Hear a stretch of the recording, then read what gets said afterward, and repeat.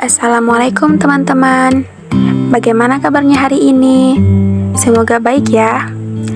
Nah, pada kesempatan kali ini, kami kelompok 3 akan membahas mengenai penerapan fungsi manajemen UKM. Sebelum itu, kita harus tahu dulu pengertian dari penerapan fungsi manajemen. Jadi, penerapan fungsi manajemen adalah proses penerapan dari fungsi-fungsi manajemen, yaitu pengawasan dalam organisasi untuk mencapai tujuan dengan efektif dan efisien. Kemudian, pengertian dari manajemen. Manajemen itu secara etimologi berasal dari bahasa Inggris, manajemen, yang dikembangkan dari kata to manage, yang artinya mengatur atau mengelola. Kemudian dalam Kamus Besar Bahasa Indonesia, kata manajemen itu mempunyai pengertian sebagai penggunaan sumber daya secara efektif untuk mencapai sasaran. Adapun dalam arti khusus, manajemen ini dipakai bagi pemimpin dan kepemimpinannya, yaitu orang-orang yang melakukan kegiatan dalam suatu organisasi. Ada beberapa teori penerapan fungsi manajemen UKM. Yang pertama, teori klasik. Teori klasik ini berasumsi bahwa pekerja atau manusia itu bersifat rasional, berpikir logis, dan kerja merupakan suatu yang diharapkan. Yang kedua, teori non-klasik. Teori ini muncul karena pada manajer terdapat kelemahan dengan teori klasik. Dalam teori non-klasik ini berasumsi bahwa manusia itu makhluk sosial. Dengan mengaktualisasikan, manajemen dapat bekerja secara efisien dan tetap hidup jika tujuan organisasi dan kebutuhan perorangan yang bekerja dijaga dengan baik. Kemudian teori modern. Teori modern ini mempunyai pandangan bahwa organisasi itu terbuka dan kompleks.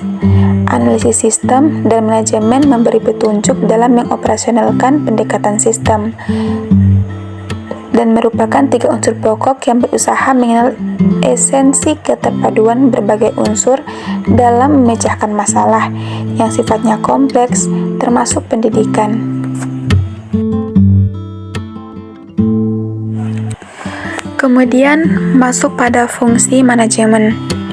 Menurut Sondang P. Siagian, fungsi-fungsi manajemen itu mencakup 5 hal. Yang pertama, perencanaan. Perencanaan itu didefinisikan sebagai keseluruhan proses pemikiran dan penentuan secara matang-matang hal-hal yang akan dikerjakan di masa yang akan datang.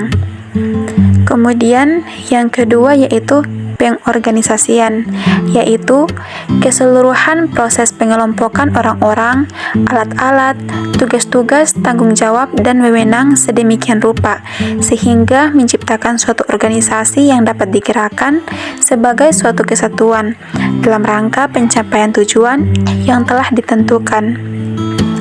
Kemudian, poin ketiga yaitu penggerakan, yang dapat didefinisikan sebagai keseluruhan proses pemberian dorongan bekerja kepada para bawahan sedemikian rupa, sehingga mereka mau bekerja dengan ikhlas demi tercapainya tujuan organisasi dengan efisien dan ekonomis. Kemudian poin yang keempat yaitu pengawasan. Pengawasan adalah proses pengamatan pelaksanaan seluruh kegiatan organisasi untuk menjamin agar semua pekerjaan yang sedang dilakukan berjalan sesuai dengan rencana yang telah ditentukan sebelumnya. Kemudian poin yang terakhir yaitu penilaian. Penilaian atau evaluation ini yaitu fungsi organik administrasi dan manajemen yang terakhir.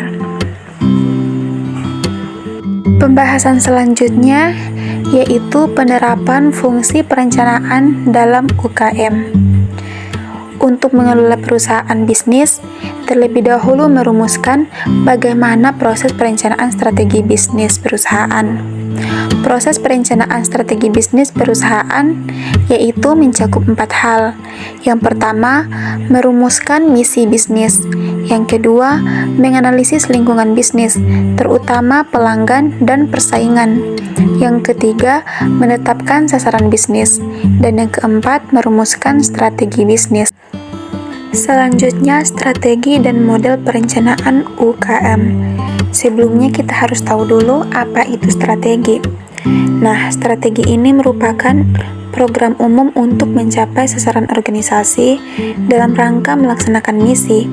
Strategi membentuk arah yang terpadu dari seluruh sasaran organisasi dan menjadi petunjuk dalam penggunaan sumber-sumber daya organisasi yang akan digunakan dalam rangka pencapaian sasaran. Kemudian perencanaan ini terdiri dari beberapa jenis. Yang pertama, rencana jangka pendek. Perencanaan jangka pendek ini pelaksanaannya membutuhkan waktu kurang dari 1 tahun. Kemudian rencana jangka menengah, yang pelaksanaannya itu membutuhkan waktu antara 1 sampai 3 tahun. Kemudian rencana jangka panjang, yang pelaksanaannya itu membutuhkan waktu 3 tahun atau lebih. Kemudian, rencana menurut subjeknya, terdiri dari rencana produksi.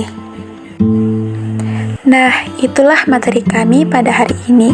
Kurang lebihnya, kami mohon maaf. Semoga bermanfaat. Wassalamualaikum warahmatullahi wabarakatuh.